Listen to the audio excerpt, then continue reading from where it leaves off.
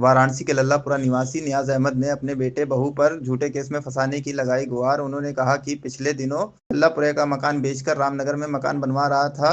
कुछ घरेलू सामान मेरे बड़े बेटे शहनवाज का पुराने मकान लल्लापुरे में था। मेरा बेटा दिनांक 17 अक्टूबर को चाबी देकर बोला कि पापा सारा सामान लेकर रामनगर में रखवा दीजिए। चाबी लेकर घरेलू सामान रामनगर ले आया। इस बात को लेकर मेरे बेटे के ससुराल पक्ष में नाराजगी हो गई, जिसके तहत हमारे बेटे शहनवाज के तीनों साले सिकंदर, इमरान एवं सद्दाम पुत्र इकरामुद्दीन शिवाला निवासी के हैं मेरे ऊपर झूठे मुकदमे में फंसाने के लिए साजिश रची जा रही है, जिसकी शिकायत मैंने लल्लापुरा चौकी पर पूर्व में दे चुका हूं। उसके बावजूद मुझे मोबाइल पर घर जाकर धमकी दी जा रही है कि मैं तुमको झूठे केस में फंसा दूंगा।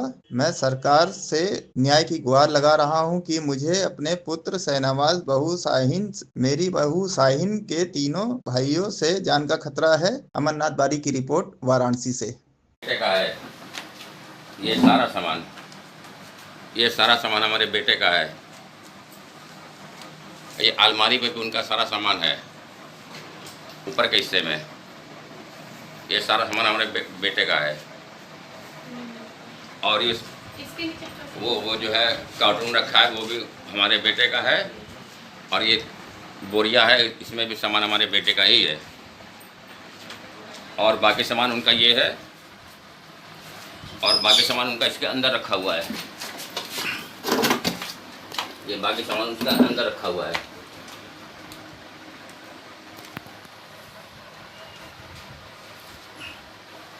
और बाकी सामान उनका सारा इधर है।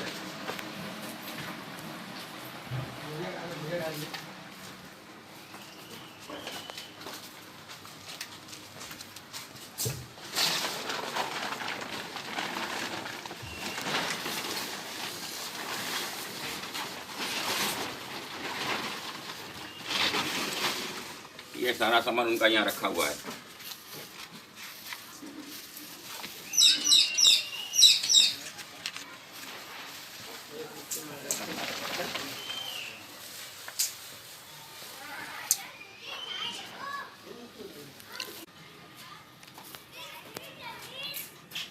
नाम बताइए अपना, क्या नाम है आपका? जी, मेरा नाम नियाज अहमद, पुत्र अब्दुल रज्जाक। मेरा बेटा शहनवाज खान, वो 6 साल से जो है लॉकडाउन से वो अपने ससुराल में रहता है। और मैंने कुछ महीने पहले अपना मकान बेच दिया है। और मकान मालिक बार बार जो है अपना मकान खाली कराने के लिए हम पर दबाव डाल रहा था। और अपने बेटे से बार बार हमें कह रहे थे कि मकान खाली करना, जहाँ हम लोग रामनगर में ज़मीन लिया वहाँ चलना है, वहाँ सब लड़के चलेंगे, वहाँ तुम भी अपना सामान ले चलो। तो अपना ताला बंद किए हुए था। तो 18 तारीख को जो है उसने अपने काम पर जो है 2:30 बजे दिन में उसने हमें ताली दिया।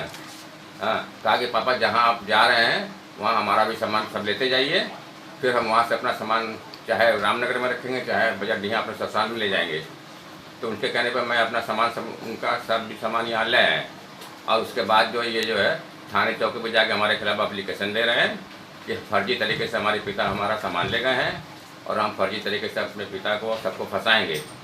और इसमें हम अपने बेटे का सामान खुद उनकी मर्ज़ी से यहाँ लाए हैं, और उसमें किसी का कोई दबाव हुआ नहीं था।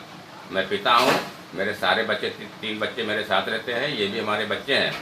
मैं सबको अपने साथ रखता हूँ, इनको भी अपने साथ रखने को तैयार हूँ। इनको भी अपना मकान दे रहा हूँ, उसमें 200 स्क्वायर फीट की जगह उनको दे रहा हूँ, लाइटिंग, बाथरूम, किचन सब बनवा के दे रहा हूँ उनको।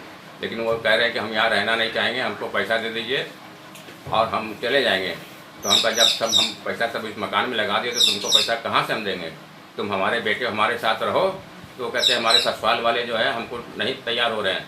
वो कह रहे हैं कि हम यहाँ रहेंगे नहीं अपने बाप के साथ। और जब अपने बाप के साथ रहेंगे तो फिर बाप से वो क्यों मांग रहे हैं, किस तरह का हिस्सा मांग रहे हैं?